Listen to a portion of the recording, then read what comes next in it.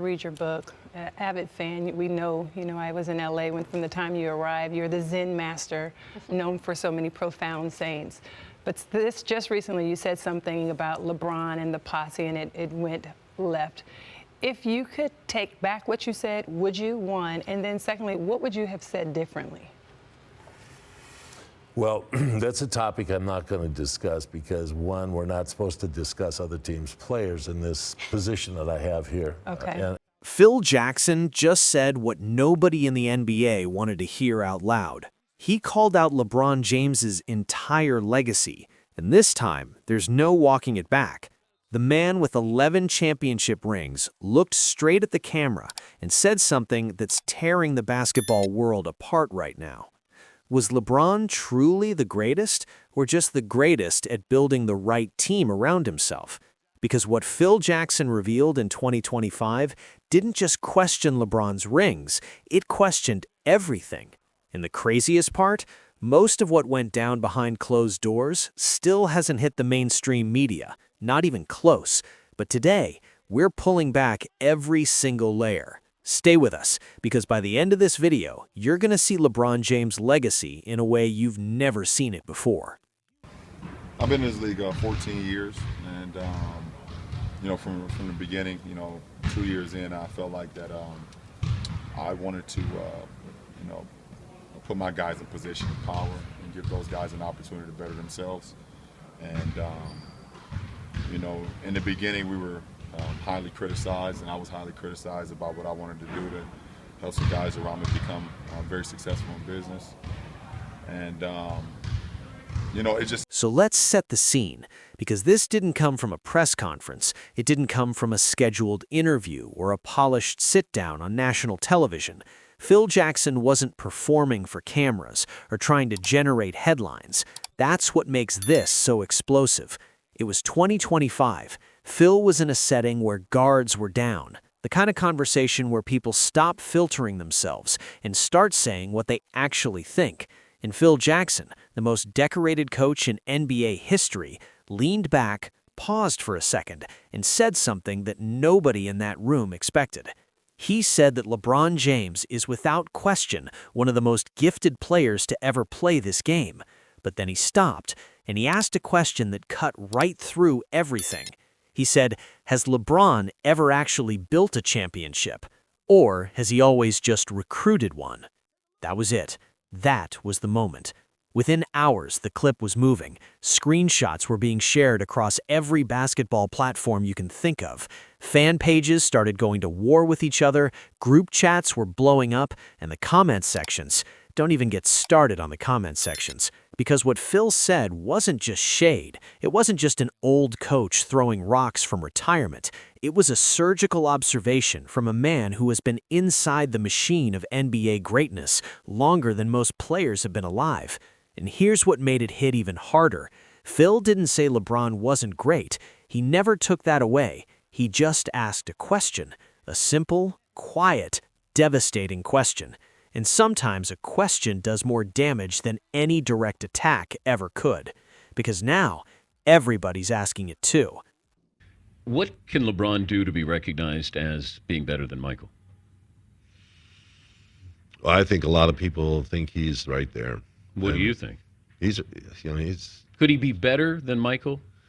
I don't know if better. If better is only about championships. I think that's the only measurement that's left for LeBron that'll say, was a better ball player than Michael, or people can argue it, is the number of championships. Now, before we go any deeper, let's be very clear about who these two men actually are, because context matters here.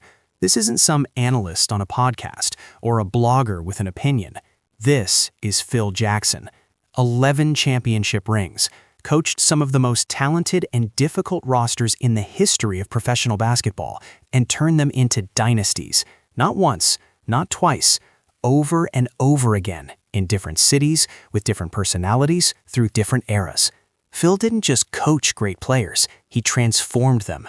He built systems so precise, so psychologically layered, that players who left his program spent years trying to understand why winning felt so much harder everywhere else.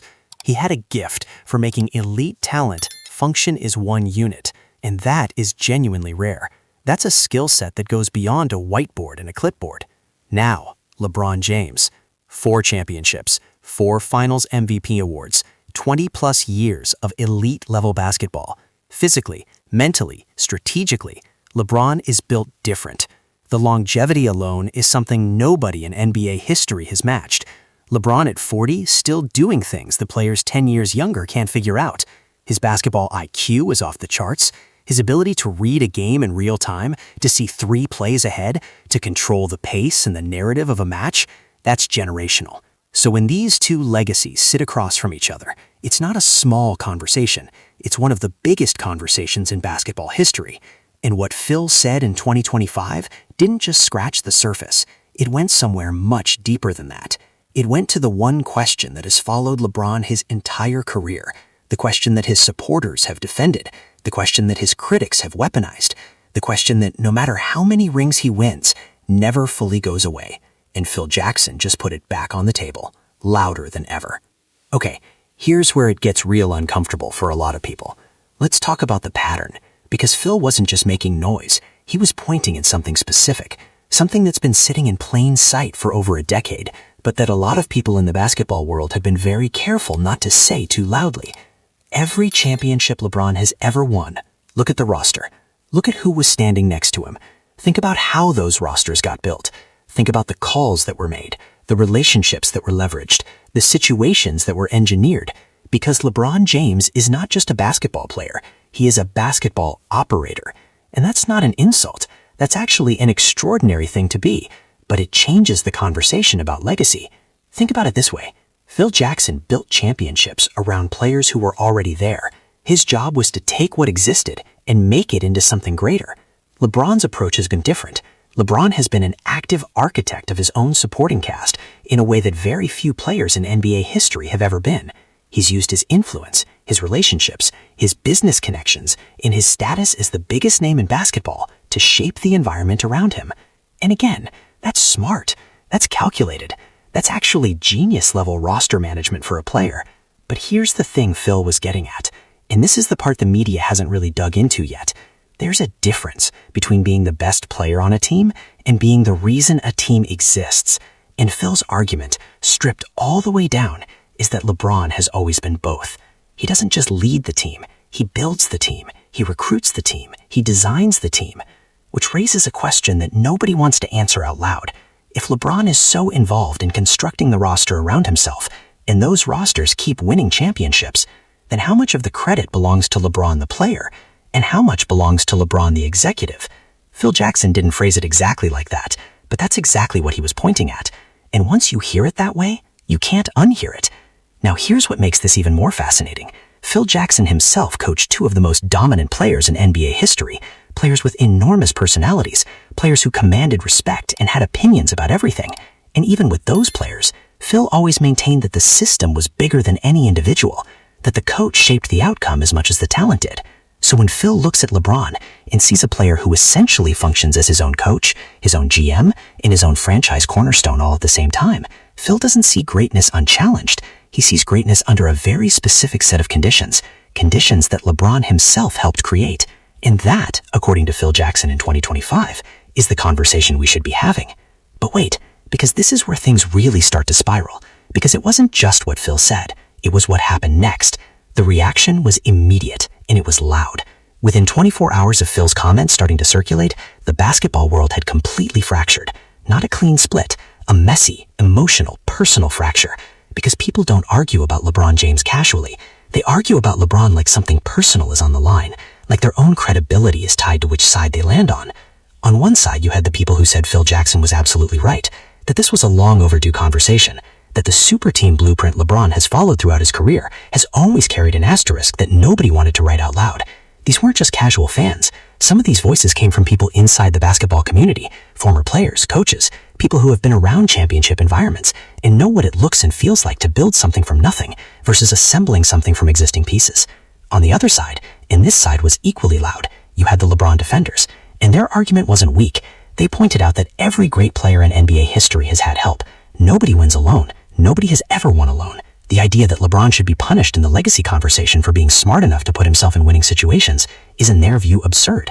He didn't break any rules, he used his leverage. Every player with leverage would do the same thing. Most of them just don't have enough of it to make it work.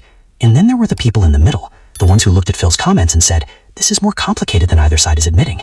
That LeBron's genius is precisely that he operates on multiple levels simultaneously. That being a player and a roster architect at the same time isn't a diminishment of his legacy. It's actually an expansion of it. Social media was a war zone. The debates were running 24 hours a day. Old arguments got recycled. Old comparisons got dragged back out. Every ring, every finals appearance, every roster decision LeBron had ever been connected to got put back under the microscope. And through all of it, the one voice that stayed completely silent was LeBron James himself. Here's the thing about LeBron James that people sometimes forget in the middle of all the noise. He has spent his entire career becoming one of the most media-savvy, strategically intelligent public figures in professional sports history. He knows exactly what he's doing at all times. Every post, every silence, every appearance. It's all calculated. Not in a cold, robotic way, in a deeply intentional way. So when Phil Jackson's comments started burning through the basketball world in 2025, LeBron said nothing publicly. No tweet, no Instagram caption, no sideline comment picked up by a microphone. Nothing. But silence from LeBron is never actually silence. People close to the situation, and this is the part that hasn't been widely reported, say that behind closed doors, LeBron was very aware of what Phil said, very aware of how it was being received, and very deliberate about not giving it the oxygen of a direct response. Because LeBron understands something that a lot of people in the public eye never figure out. Sometimes the most powerful response to an attack is to act like it didn't land. But here's where it gets interesting. While LeBron stayed quiet verbally, the people around him didn't. Insiders close to his camp started pushing back in subtle ways. Conversations were being had. Narratives were being shaped.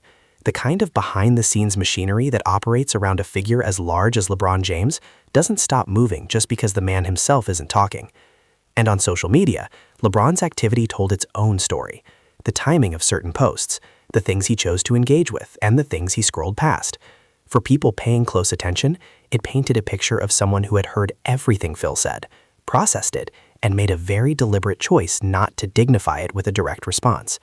But the basketball world wasn't going to let this sit quietly, because Phil Jackson had opened something up, and once that door swings open in this sport, it doesn't close easily. The GOAT debate, the one debate in basketball that never truly ends, had been ripped back open. Fresh wounds, old arguments, new angles.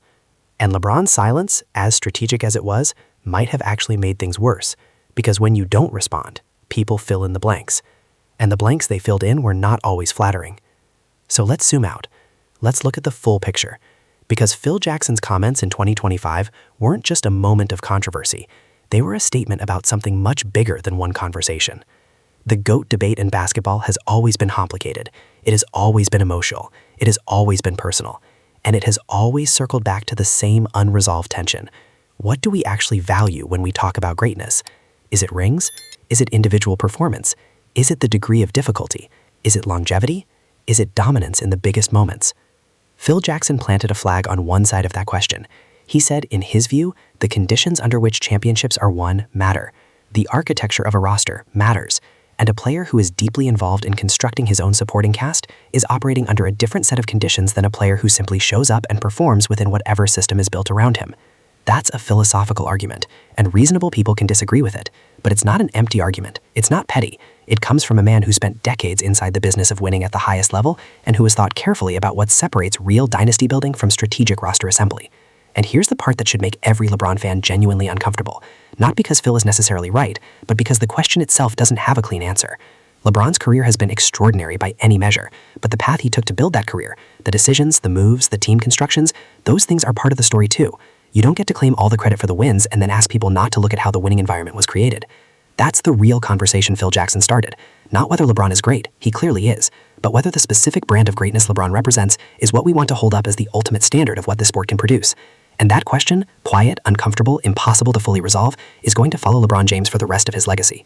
Phil Jackson didn't destroy LeBron's legacy in 2025, but he did something arguably more powerful. He made sure that legacy can never be discussed again with this question sitting right in the middle of it. Was LeBron the greatest player of his generation? Almost certainly yes. But was he the greatest champion? Or just the greatest at making sure he was never in a position to fail? That's the question Phil Jackson left on the table, and nobody, not LeBron, not his supporters, not his critics, has a clean answer to it. Phil Jackson said something in 2025 that the basketball world wasn't ready for, not because it was false, not because it was unfair, but because it was honest in a way that this sport rarely allows itself to be. LeBron James built an incredible legacy, 4 rings, 4 finals MVPs, 2 decades of dominance. But the conversation Phil started reminds us that legacy isn't just about what you won, it's about how you won it, and that conversation isn't going away anytime soon. If this video had you thinking differently about LeBron's legacy, drop a comment below. We want to know where you stand. Was Phil Jackson out of line, or did he say exactly what needed to be said? Hit that subscribe button because we go places with these basketball stories that nobody else is willing to go. And trust us, there's a lot more coming that the mainstream media still hasn't touched. LeBron has 4 rings, but if he'd stayed in Cleveland his whole career and never made a single super team move, how many do you think he wins? Let us know below.